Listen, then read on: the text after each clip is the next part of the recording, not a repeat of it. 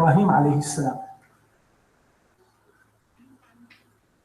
But the very same people, they got confused in Hajj. And when you look at them, the way they perform Hajj, it's very funny. Very funny. They make tawaf for the sake of whom? Who knows?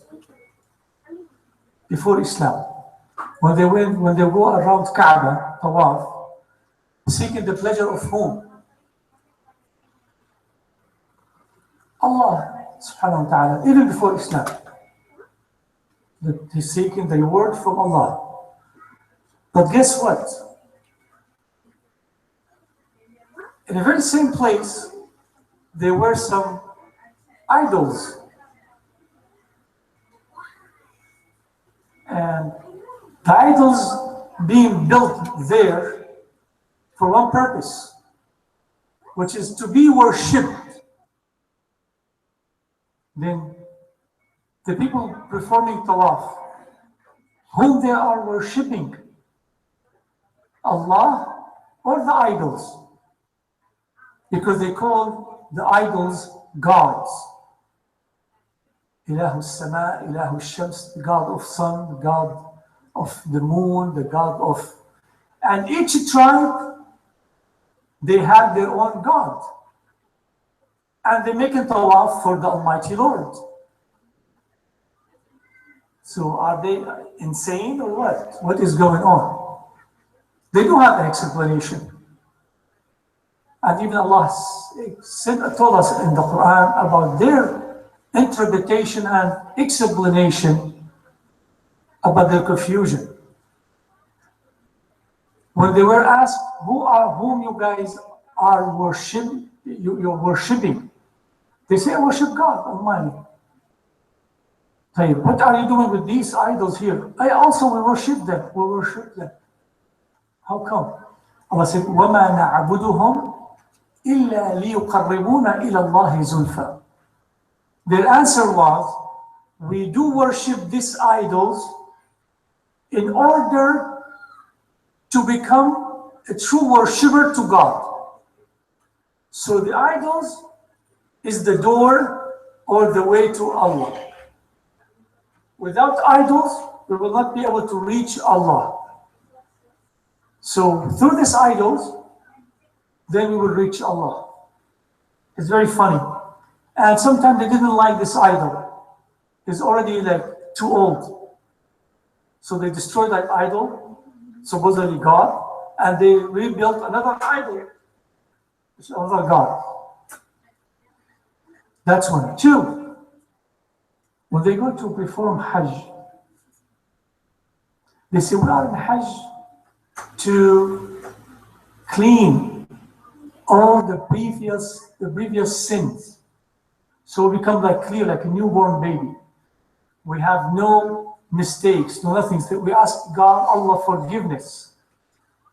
Okay, so this is why they want to make a tawaf. Now, they want to be really obedience to Allah. So they said we have to let all the bad things happen behind. We don't want to mention it. Even our own clothes, our own clothing. The one we commit the sin with it, we have to take it off. So they take their clothing completely off, become naked, some of them. Because this dresses, we commit a sin with it. So since we ask true forgiveness, we have to take them off. So how can I be making tawaf naked? There's two options. This is our clothes.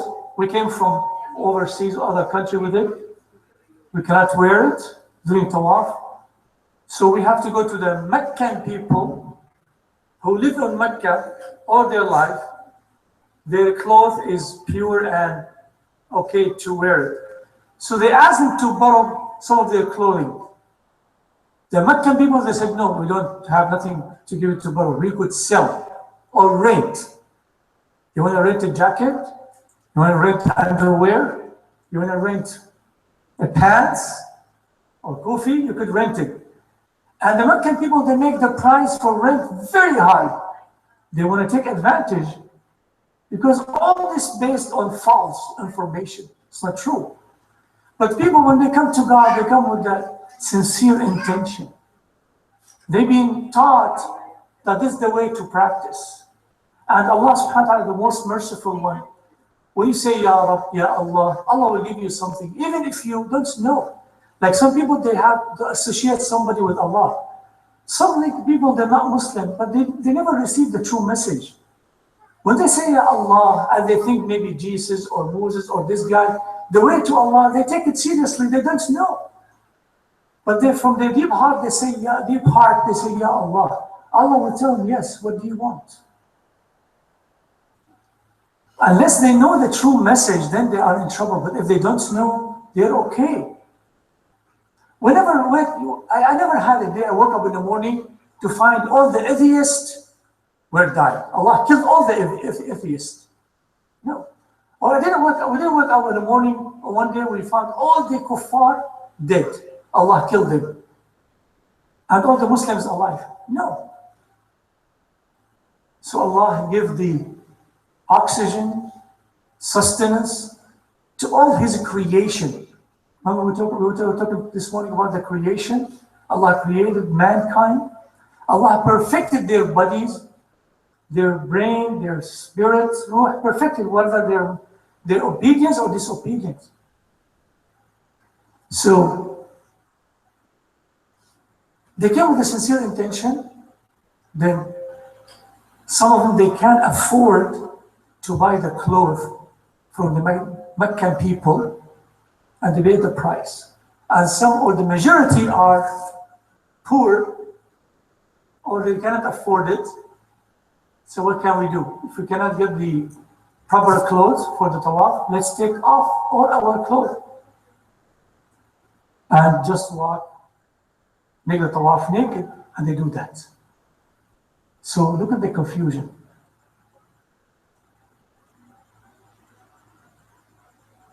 They worship idols and they worship Allah, and they make the tawaf. Sometimes they're naked, just asking for forgiveness, till the Islam showed up. And when Islam, Rasulullah told them it's time to go for Hajj. Before opening Mecca, they tried to make a peace treaty. For the Muslims, they could go for Hajj. Sometimes they let them, sometimes they don't. But Rasulullah performed Hajj. And before that, Abu Bakr radiallahu anhu performed Hajj as a leader of the Muslim community, of the Muslim Ummah. And before, the Mecca was, under the control of the Qurayshi people. Now, who knows in what year Allah gave the victory to the Muslim, to Mecca to be open, and what year our beloved Muhammad ﷺ went for Hajj, and what year of the migration, of course, when Rasulullah ﷺ asked Abu Bakr, may Allah be pleased with him, to go and lead the people for Hajj. And in the Hajj, the first Islamic state constitution was delivered before the Hajj of Rasulullah. The time of Abu Bakr as-Siddiq, constitution was written and read. So let's refresh our memory. What year the Mecca was under the control of the Islamic State, and what year Rasulullah went for Hajj, and what year Abu Bakr went for Hajj? The year of migration, after he migrated from Medina. Let me give you a hint. Which year Rasulullah went for Hajj? Year number 8, or 9, or 10, or 13 of migration. Which year Rasulullah went for Hajj? 8, 9, 10, 13. Which one? Take a bit. 8. Another answer. 9. Another answer. Some will say 10, some will say 13. Okay. Rasulullah went for Hajj in year number 10 of migration. But year 8, Mecca was under the Islamic State. Number 8. Number 9, when Abu Bakr radiallahu anhu led the congregation, the Muslim Ummah, for Hajj. But there's a big question. Why our beloved Muhammad did not go year number 9? He's supposed to go. But he sent all the Muslims, whomever they want to go for Hajj, they told him, go. Don't wait for me. I'm not going for Hajj. Ya Rasulullah, why are you not going? Is he busy? No. He was in Medina. There's a great reason. Rasulullah cannot wait till he go for Hajj. And actually the Sahaba, they suffered when Mecca was under the control of the Qurayshi people. And even Rasulullah told them, we will give you whatever you want, but just let us go for Hajj. We perform Hajj and we come back to Medina. They were army, they were strong, they were able to defeat themselves, to protect themselves. And they told the Quraysh, just we need to go perform Hajj and we come back. But said, no, no, no, no. And a lot of Sahaba said, why don't we go for, to remove these oppressors from Mecca? He said, no. We could wait. Now, the Mecca and Rasulullah control. He didn't go for Hajj. He asked Abu Bakr, radiallahu anhu, there are great reasons why Rasulullah did not go for Hajj. He's teaching us something we call nowadays human rights.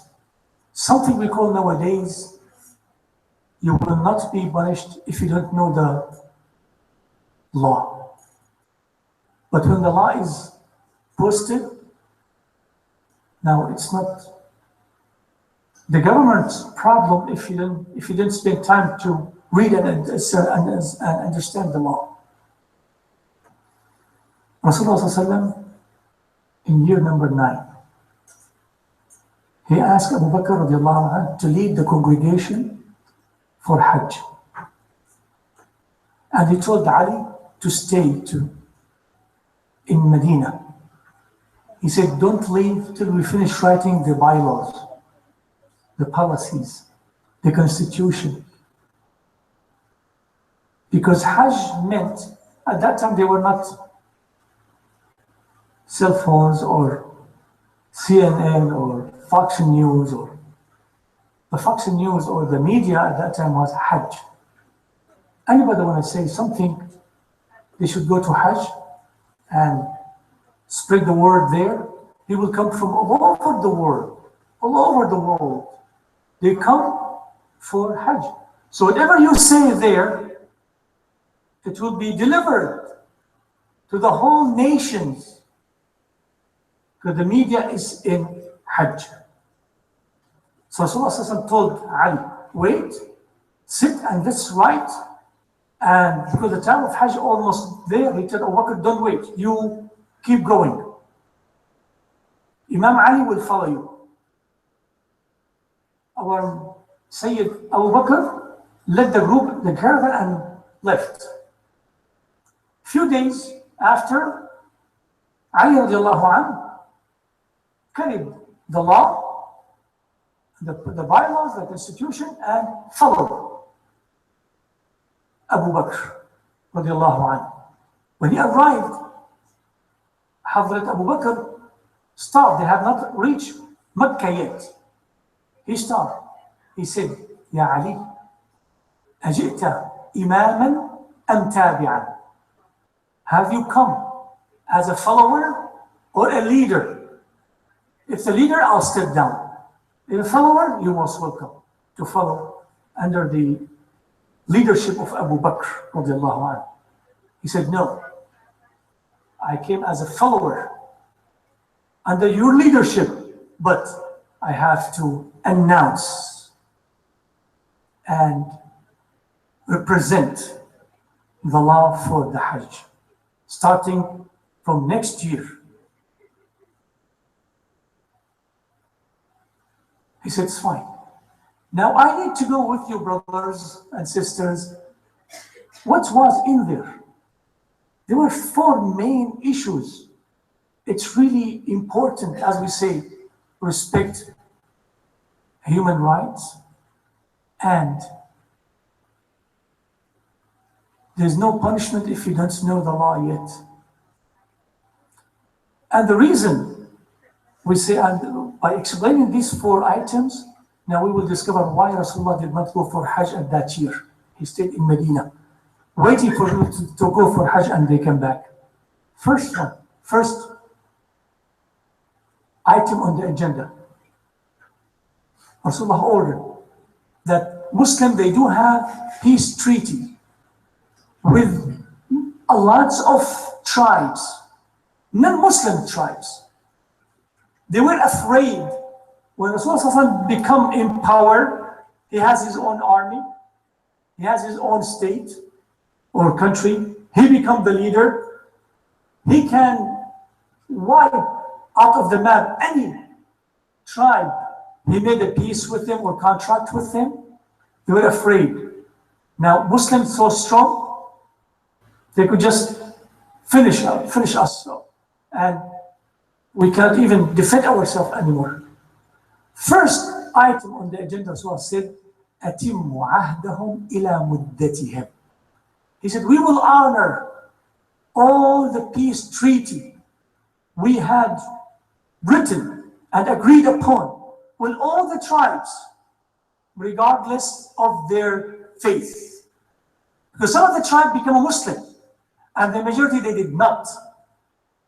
So they were afraid Muhammad might kill them. He said, no, we have a word, you have my word, we have the contract, we have something solid between us, and we will fulfill to the end day of this contract, to the expiration date. And if you want to extend it, you got it. We will extend it for you. SubhanAllah. Sometimes people change. Like, a lot of change. Well, it's different if you are, like, you work as employees, janitor maybe, and when you come maybe the head of this corporation, a lot of people change. You had no power before, and now you're the president, the king. You could do a lot.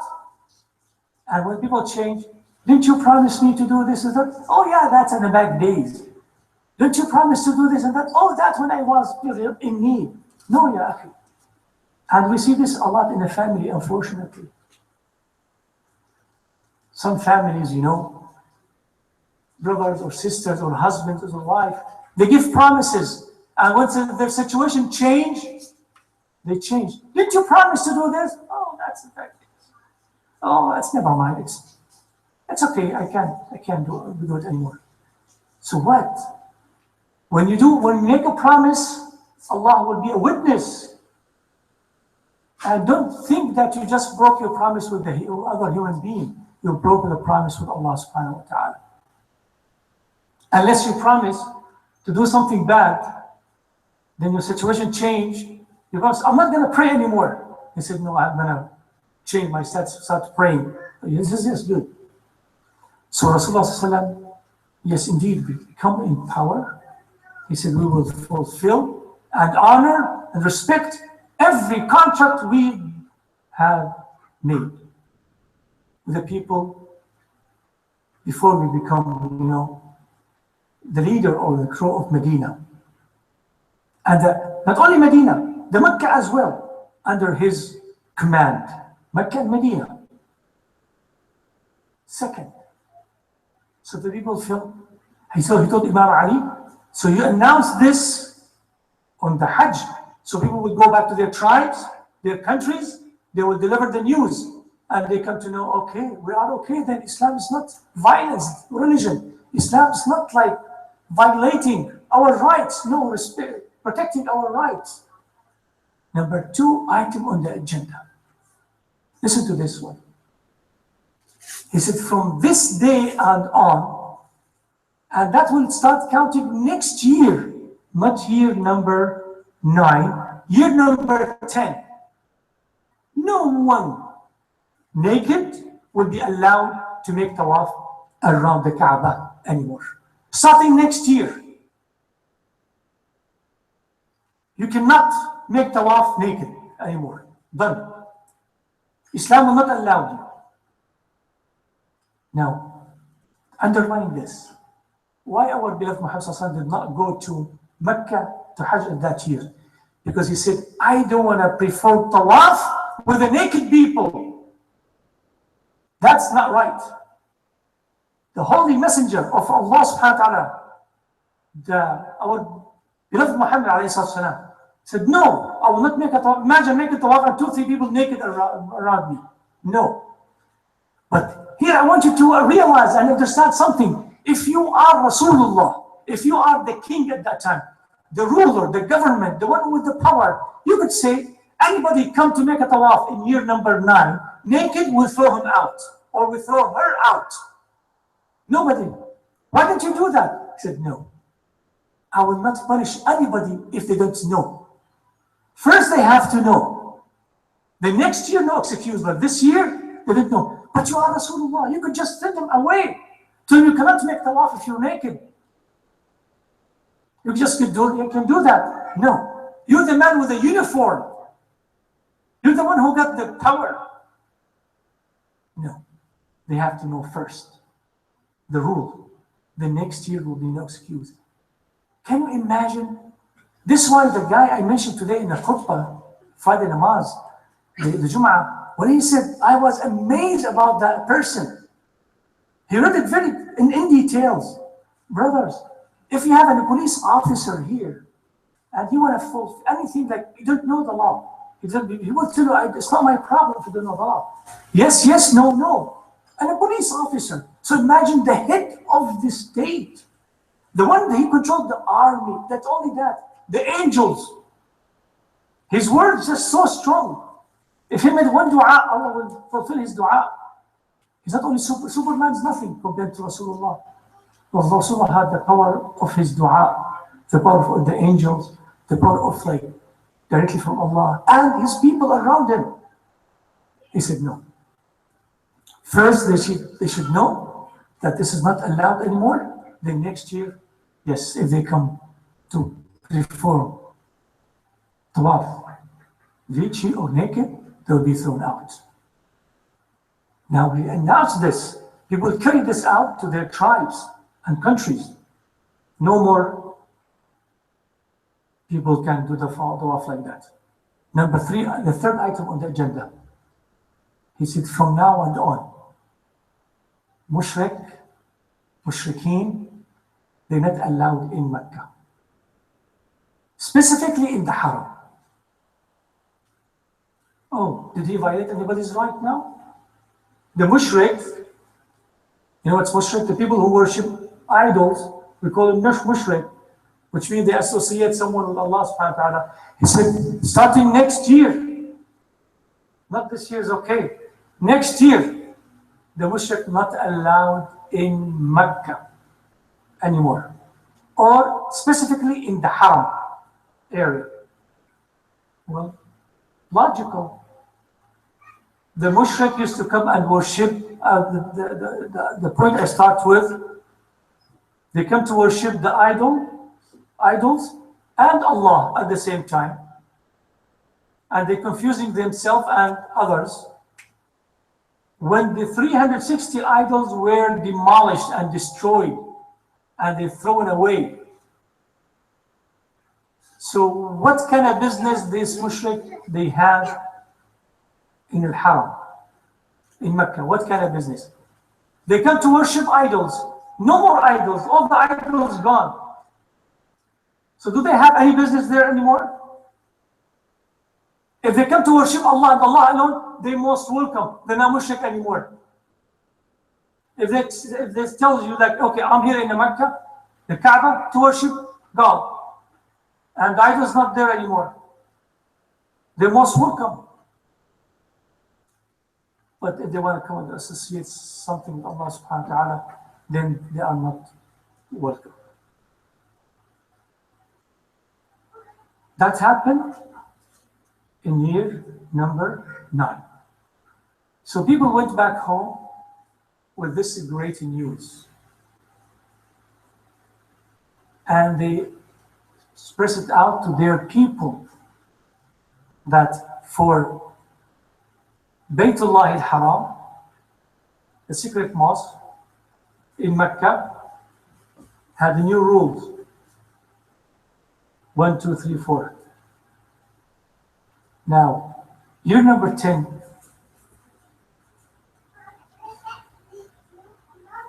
Rasulullah got ready to go for Hajj.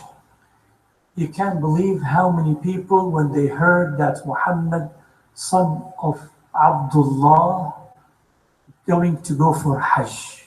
You don't believe how many people, they were so excited to join our beloved Muhammad for Hajj. I read an amazing story that a woman, pregnant woman, in her month 9 months, about to deliver. She heard that Rasulullah going for Hajj. She packed up her stuff and she prepared her howdaj. Howdaj, like small room in the top of the camel. Mainly like female sits in there. Small room, but it moves a lot. Have you ever took that ride? Man, I mean, I'm telling you, I was in Morocco and I took that ride.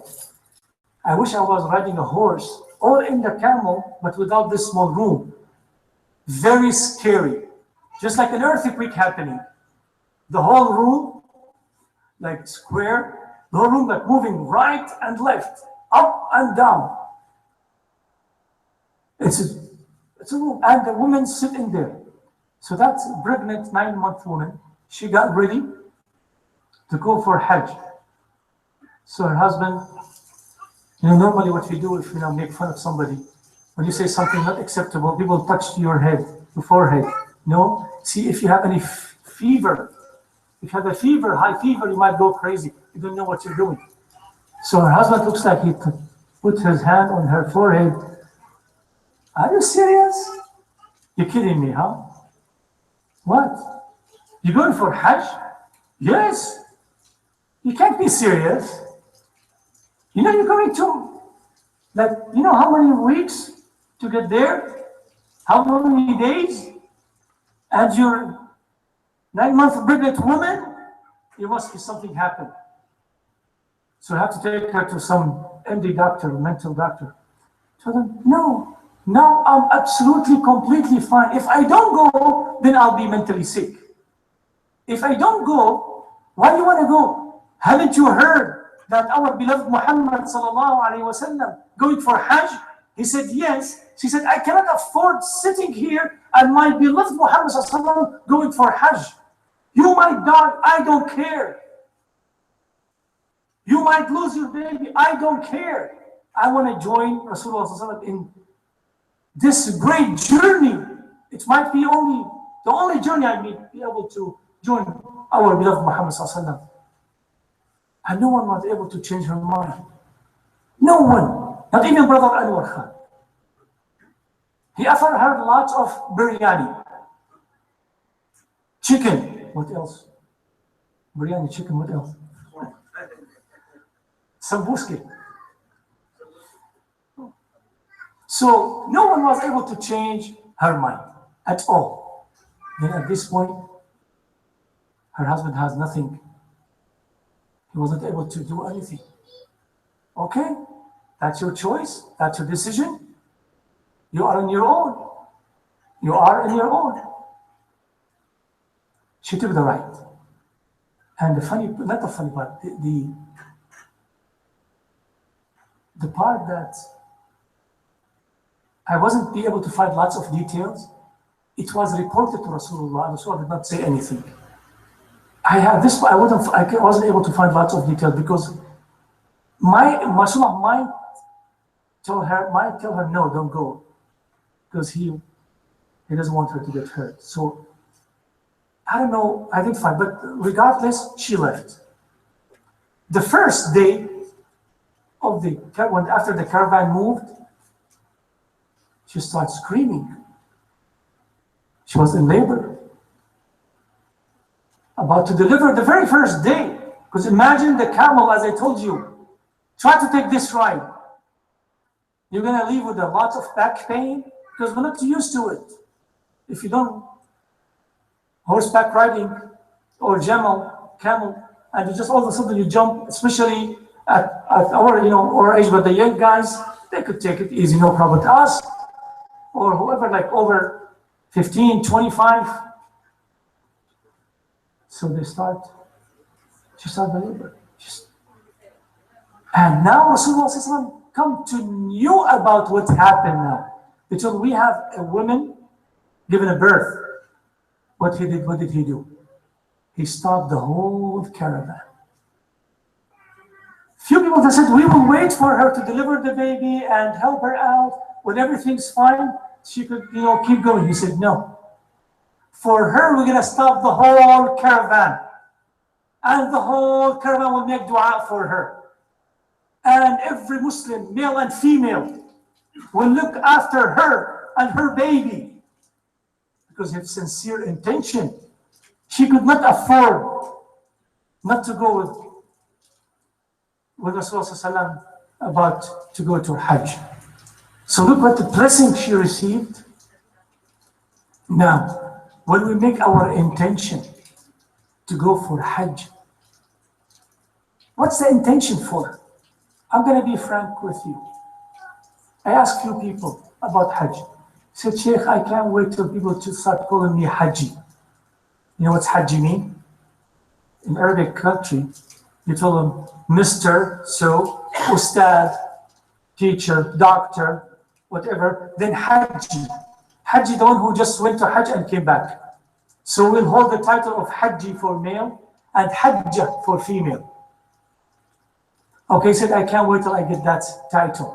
So that's it, you're going for Hajj for that title, to be able to call you like Haji, like a doctor, like teacher, like so. Okay, I don't know what you're going to get out of that. Some people, they go for Hajj. You know what, I feel bored. I want to change something. I feel bored, I want to go for some journey. So instead of going to Hawaii this year, I think I'm going to go to Mecca. See, it was something different. I want just something different. Oh, something different. Okay. You will see something different. What happened to the intention? But can we tell not to go because the intention bad? No, akhi, go. I had a brother, by the way, who owned a liquor store for years and years. And every time he wants to go for Hajj, he changed his mind. Why? Because he asked the imams in the masajid, can I go for Hajj? They told no, because you're not making lawful money. All your money you're making out of the liquor store or whatever, that's haram money. So Allah will not accept your Hajj. So he didn't go for Hajj, because the mashayikh, the imams told him no. It happened that I come to know, and he asked me, I told him, what are you waiting for? He said, I don't have the halal money. I said, regardless, go for Hajj. Go for Hajj. He has a good intention. Then when you are there, ask him, Almighty, to save you from that kind of work and job and find you a solution. And that's exactly what happened, subhanAllah. After he came back from Hajj, for a week he didn't open the store. He didn't go for it, the store was open, but for a week or 10 days he did not go to work. He stayed at home. So I went to say, Hajj Mabruk, congratulations for Hajj. They told him, brother, when are you going to be at the store? Because he also sells water, so I go buy my water from there. He said, Sheikh, I can't go to the store. I said, why? He said, I don't know, I'm so afraid. I hate that store. That's your store, akhi. You've been there years and years. So Allah, I don't feel like it. I don't know. I want to shut down that business. I want to go bankrupt. Hold it. Take it easy. What did you do? He said, the Kaaba. I said, Ya Rab, I made dua. In the Medina, I made a dua that, Ya Rab, help me change this business. And subhanAllah, for years, nobody told me, go, akhi, try. Some might say, akhi, I can't pray. 5 times is too much. Well, it happened with me one time. 5 times too much. I don't want to pray. And I had a brother, this is the back days of over 20 some years, 25 some years, or maybe 30 years. And when I was only like 2 years ago, 2 years old. Am I too young? Okay, no, it's 25, 30 years ago. Brother never prayed, never prayed. I told him, now we have to pray, you have to pray. And I started explaining to him, said, frankly speaking, really tough for me to get up in a Fajr namaz and Isha namaz. It's really hard. I cannot do it Fajr or Isha. Isha, when I get home, extremely exhausted, tired. I'm not going to go make wudu and stand there. No, I just want to sit, watch, grab the remote control, watch some TV, drink something, eat something, sleep right away. He said, I didn't even take a shower because I'm really tired. I go sleep. And I'm not going to get up at 4 in the morning, make a wudu, and no. I asked him, how about Dhuhr namaz, Dhuhr prayer? Can you do Dhuhr? He said, yeah, Dhuhr is okay. Yeah, I could take a break from work, go make wudu. I said, that's great. How about Asr? Yeah, Asr, yes, I could do Asr. Alhamdulillah, that's great. Maghrib. He said, Maghrib, if I didn't leave the work before Maghrib, I could pray Maghrib there. But if I leave before Maghrib, I get home tired of the work. I said, can you emphasize that you stay till Maghrib time and you could pray Maghrib at your work? He said, yeah, I could do it. I said, Alhamdulillah, we have 3 salah so far. He said, but okay, Maghrib, Isha, I will not pray. I told him, okay, dear, don't pray Maghrib and Isha. I give you permission, excuse. You'll be forgiven for Maghrib and Isha. But for now, I tell myself, for now. No Maghrib and Isha, Dhuhr, Asr, Maghrib. Fine. This brother start the first step. He never prayed before. So start the first step. 3 times, Dhuhr, Asr, Maghrib. He never missed. I called him like 2-3 weeks after that. Said, Sheikh, I'm every day. Dhuhr, Asr, Maghrib, non-stop. Then he had to come one Friday to the Jum'ah. And somebody introduced him to the Imam. Okay, the Imam there, they got to know him, blah, blah, blah. And he told him, when you start coming to the Salah, he told me, just is my first Friday, because I just recently started praying. Okay, you're not come for Isha tonight, we have a family night. If you like, he said, no, Isha, I don't come, because I don't pray Isha. You don't pray Isha? What do you mean? He said, no, the Sheikh Aziz gave me permission not to pray Isha. He said, it's okay. Isha or Fajr. Who this Munafiq Sheikh? Yes. If he told me the story, Munafiq, of course, Munafiq Sheikh. He said, he told me not to pray Isha and Fajr. And the Sheikh, he cannot be a Sheikh.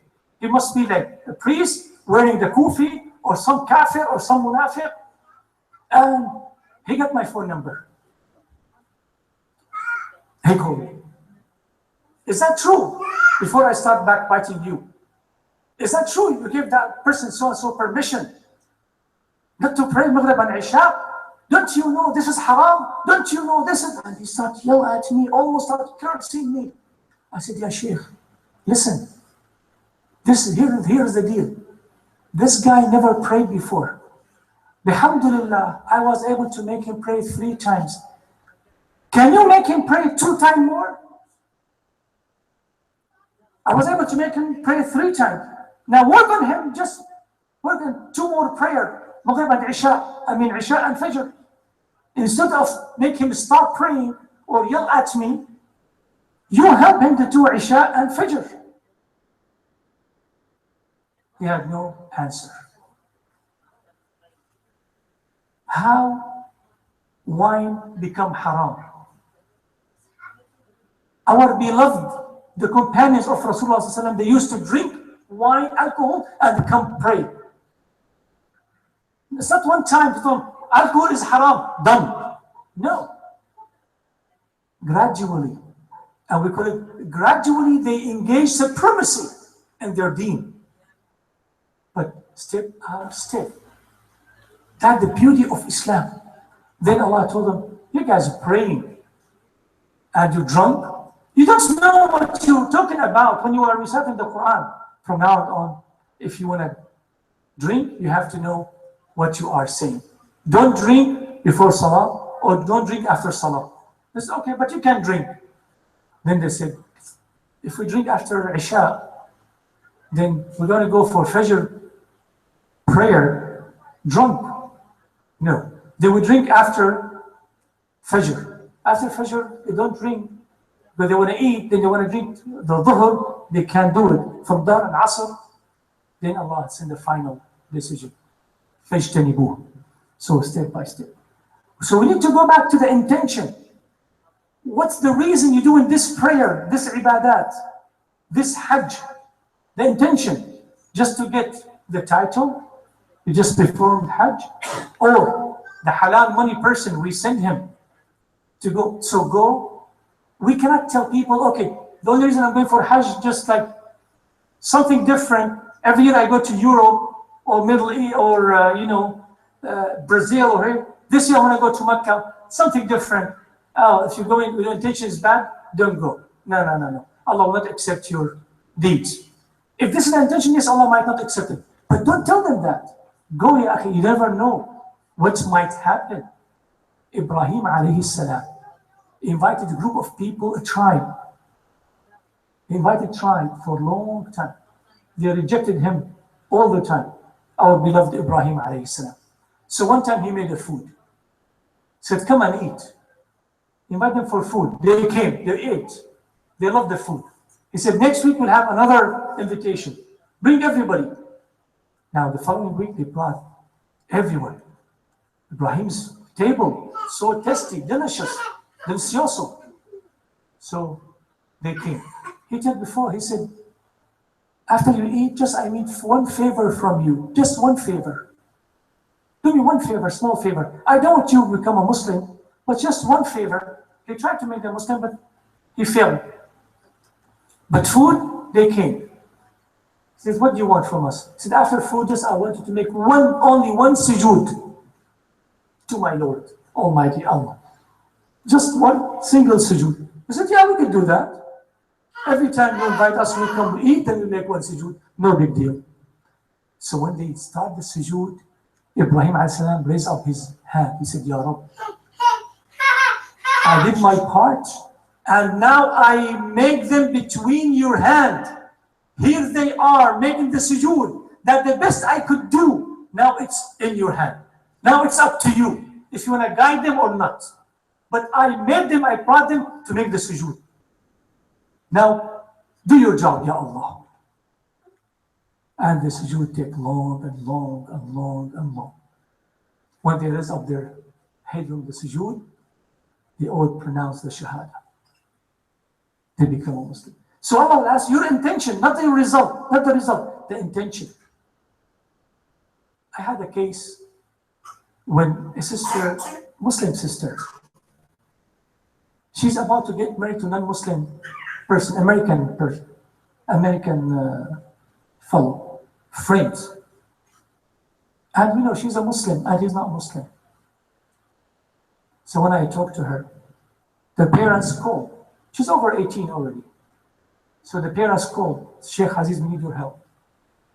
She's marrying this man and he's not Muslim. What can we do?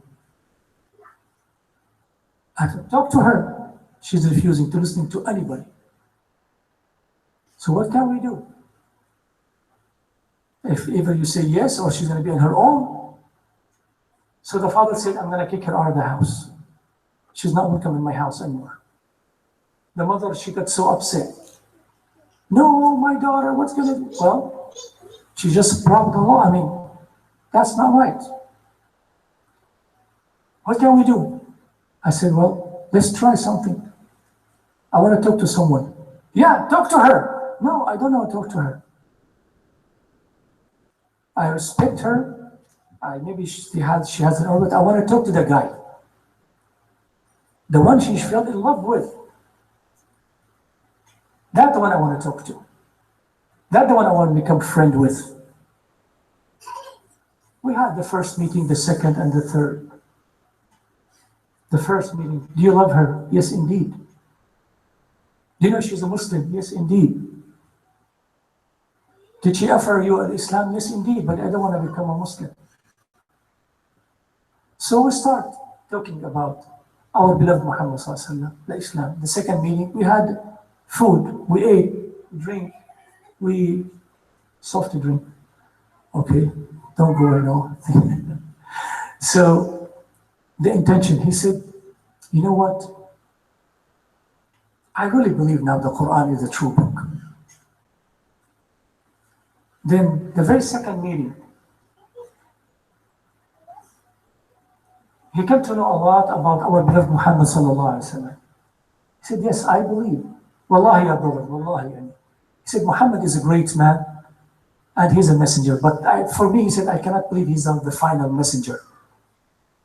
Because if I believe he's the final messenger, I have to follow him. I said, no, I want you to believe that he is a true messenger and read his life story and go over. The third meeting, he said,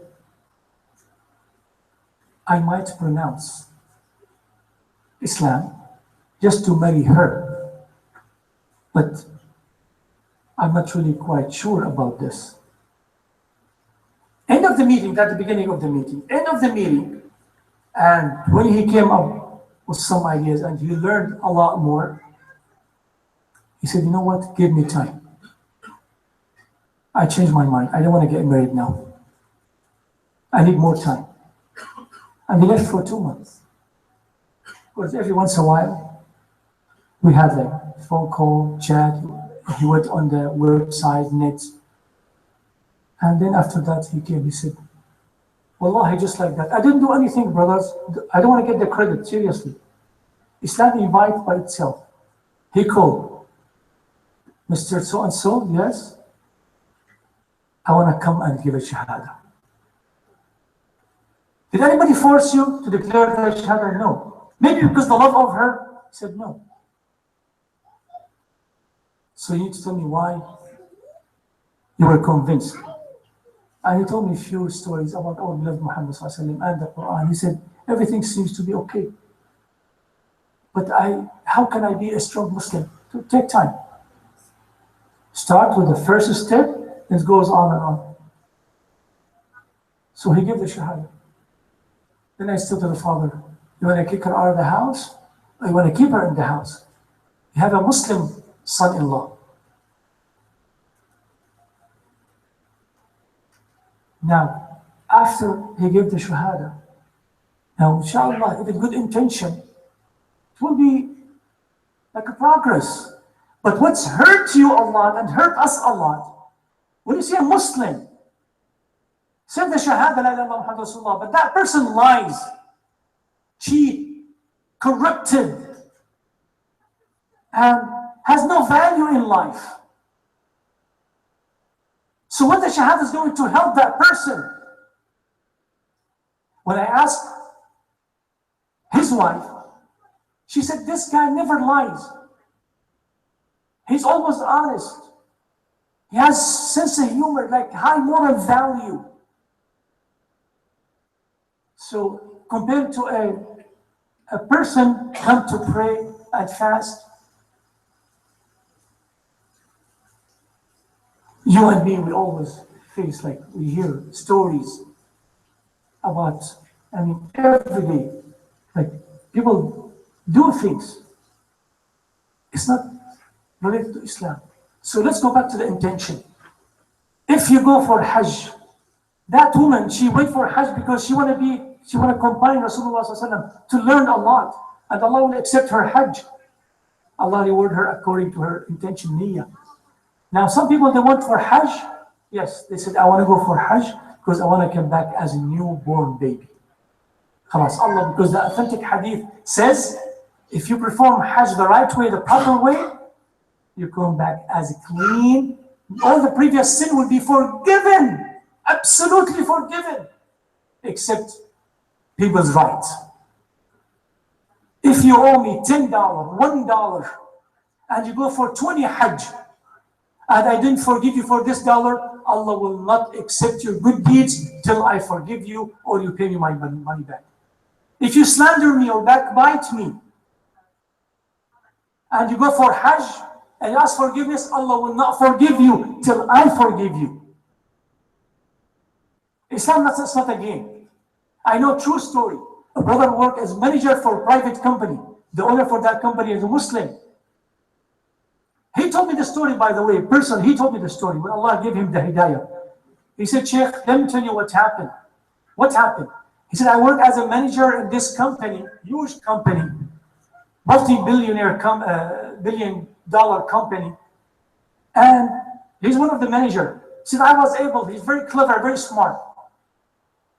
In 2 or 3 transactions, I made $150,000. Couple of transactions.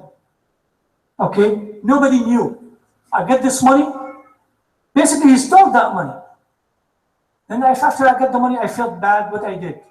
I committed a sin. So I decided to go for Hajj. Said I won 150,000, then I went for Hajj. He did, guess what, Sheikh? The Hajj cost me, it was very luxury, 15,000 at the most. So Allah forgave all my sin in the Hajj, according to the authentic hadith. So I came back with 235,000, 135,000, because I spent 15 for Hajj, so minus 150, 135. So I have 135,000. I told him, who told you Allah forgave you? So the authentic hadith, if you perform Hajj the right way, you come back as white sheet, nothing on it. I told that because you are naive, you are airhead. Allah will not move any hasana, any good deeds for you if you owe anybody, or if you violate anybody's right, or if you did something haram with Allah's creation. Whether they're Muslim or non-Muslim, it's the same. Then we start to explain to him, tell him this and this. Finally, he admitted. He said, oh my Allah, what did I do? In the fiqh, the book of fiqh in university, at Sharia, they teach us a rule. حق الله يبنى على المسامحة وحق العبد على المشاححة. Allah has right based on forgiveness and mercy. Sometimes you miss prayer. Sometimes you did something between you and Allah not right. That's based on forgiveness and mercy. 99% Allah will forgive you. 99% Allah might or will forgive you. But if حقوق, human being rights, other people's rights, based on mushahaha, which is argument between several, sources, you and that person, you and angel, you shaitan, you and other angels in charge of the hell, based on mushahaha, not based on forgiveness, because this is a human right. As I said today, this morning, ya akhi, now, wallahi, I said, if I needed something, and you had it, and people need, like, as I said today in Africa, we were in a place when people walked 2.5 hours to fill up was 2 gallons of water, just 2 gallons of water. They walked 2.5 hours, some part of Africa, Chad. Okay, it's amazing, amazing. So I went there for 10 days. Subhanallah. So when we had large amount of water, bottles and gallons stuff, people almost kill each other for a gallon of water. In the dunya now, they can wait another half an hour, another truckload is coming with water, just half an hour. They couldn't wait. They almost kill each other for 1 gallon of water, half an hour. Tayyib Sheikh Anwar, tell me, Billahi alaykum, if at day of judgment you look to the hell is there, heaven is on the right side, on the left side, your parents, you don't care about them. Dad, mom, who cares? Son's daughter, who cares? I just want to be saved. But do you think This gentleman, this man or that woman, after they backbite you, they slander you, Allah told you have a right on them, or they owe you money, or they violated your rights, or they oppressed you in the past life. Allah said, yes, they owe you. What do you want now? No, Allah, let's forgive them. No, heck no. I need to get as many as possible good deeds, so I'll go to Jannah, and I want to save myself from hell. That's why Islam is not a game. So Allah subhanahu wa ta'ala, go back to the story, that what's your intention for this? Why are you going for Hajj? And what do you expect after Hajj? So that person, he said, well, I didn't know that. I thought Allah would forgive all my previous sin. Allah will do, except people's rights. You slander someone, you need to go back, ask for apology. You backbite someone, so many stories. You know, brother, I heard that brother so-and-so doing this and this and that. Did you see it in your own eyes? He said, no, I heard it. Who told you this? Oh, brother, so. We called the other guy. Did you see it? He said, no, I heard. Then in judgment, 2 stick of fire, Allah will stick in your ears and your tongue, because you transfer false information. No. If you really care, go investigate it. Go talk to that person. And then you might be able to judge or not to judge. So that's back to the brother. When he came to realize that, he said, what do we do? You have to go back to this company, see the owner, return the money. He said, no, I feel embarrassed to return the money, because they know I'm a thief. I told them, they rather know you are a thief and you need repentance, not to be held responsible and burned in the hellfire on the day of judgment. Alhamdulillah, the owner was, open-minded. He realized what happened.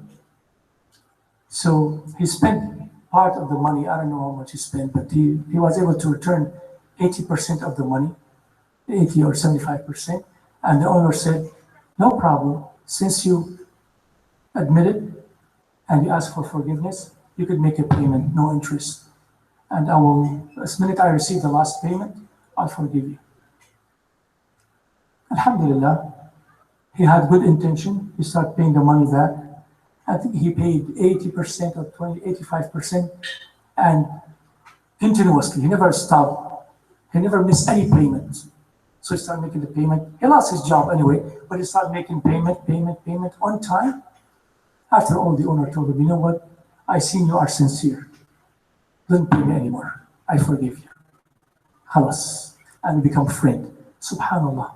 What's halal will grow. Haram will be demolished. I will conclude with this, that Hajj is very important. But before we go for Hajj or any ibadat, brother, if you want, do you play soccer? Do you play basketball? No, we should play soccer, man. We're from Middle East, we play soccer, brother. Let's do it. So, if you want to play basketball, what do you do? If you have a game, what do you do? Practice. Number 1, practice. Number 2, what do you do? In order to practice, what do you need? Basketball and Air Jordan, or any high top sneakers, high top tennis shoes. No, any high top or low top.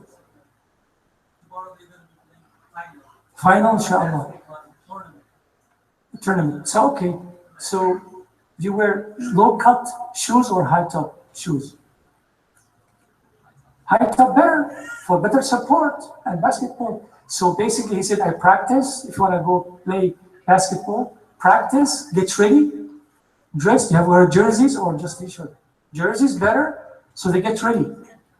Now when he play, the guy, people look, wow, looks like he's ready. He's doing his best. Whether he win or lose, but he did good. I mean, nice game. All right? So when we go for Hajj, we have to get ready. Practice. Buy the jersey, the basketball, all the necessity things for Hajj. And the most important thing, if you owe anybody anything, any apology or slandering or money, and according to our fiqh book, if you have a loan for somebody, you cannot go for Hajj unless that person authorizes you to go. See how the human rights respected Islam? You want to go for Hajj? How come you want to go for Hajj and you owe me $20,000? The Hajj is going to cost 10 and you owe me 20. No. If you ask me permission, I will not let you go till you pay me. Unless you make a deal, maybe. And some people say, okay, no problem, akhi. Yalla, you pay me when you come back. No. Islam is not a game. You don't go for Hajj. Spend my money, the one you get a loan from me, or the one you owe me, and you go enjoy your Hajj. In my money, no. This is why Allah said, if you cannot afford it financially, don't go. Some of us, unfortunately, they think, I don't know what they think, they're really naive. Allah said, if you don't have money, you can't afford it financially, do not go. You cannot go physically, have problem, do not go. So people, they owe us money. You take my money and you go for Hajj with my money? No, Allah will not accept your Hajj. You could go on your own money. If not, Allah will say, okay, I forgive you, you don't have to go. SubhanAllah. Two things Allah will give you permission if you can't afford it. Zakat and Hajj. So how are we going to go and we have to do it the right way, the proper way. I'll conclude with this, I promise. I'll conclude with this. Yes. I met this brother from Russia, that 30 some years ago. They used to go for Hajj. They come from Russia through Turkey, Syria, Jordan, Mecca, Medina, Mecca. I met a person, I think I said this in the khutbah Jum'ah one time. He's almost 75 years old. So old person going for Hajj. And when I had, normally we go out as the kids of your age, we supply water, sandwiches, food for the Hajji. We're so excited they come to Syria. We just help them doing some dulces, like sweet stuff, kibbe, yalanji, whatever stuff, like offer them to eat because for reward. Our parents send us, you take this plate, go offer them, take this water, go offer them Hajj. I met this person, very old, like almost 80 years old. I said, why do you have to wait this time, 75 years old, to go for Hajj? Why did you go when you're young? Now you might not make it, you might die. Then he told me a story. At that age, we all cried. He said, I come to know about Islam, about the Hajj, when I was 21 years old, 22 years old. And I left to go for Hajj. And the time when they used to be the communist, he said, I start saving money. Every month, 1 ruby. Ruby, I think ruby. Ruble, okay. 1 or 2 every month.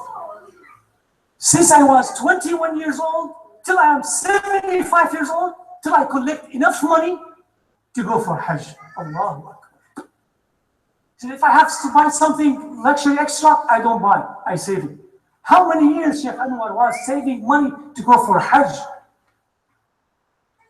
I was in one of these countries, I went there. Wallahi, can you imagine, I was wearing a pair of jeans at that time, and that's made in USA, you buy jeans, used. I was able to sell it, and a lot of amount of money, because the communists, they cut them completely, nothing, to everybody. So how, they don't make money, how they want to go for Hajj? So how many years, 50 years saving money? After 50 years, he go for Hajj. Allah. What kind of intention is this? So this is why, work on your intention, work on halal money, work on halal relationship with everybody. So when you go for Hajj, Allah inshallah will accept. Sallallahu ala Muhammad wa alihi wa sahbihi, alhamdulillah rabbil alamin. Any questions? طيب, جزاكم الله خير. No questions, that would be nice. I'm gonna excuse myself, inshallah.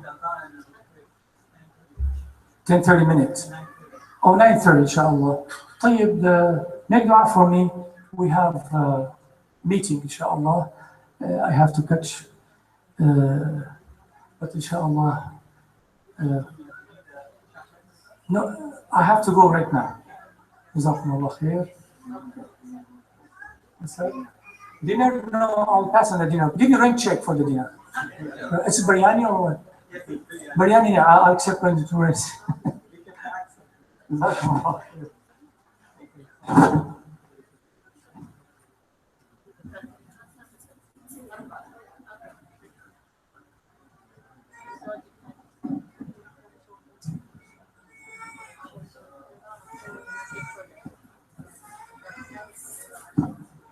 Jazakumullah khairan, Sheikh Abdin. Inshallah, after the salat and after the sunnah, we're going to have dinner, inshallah. So go and deliver the tent and we're going to have dinner. Jazakumullah.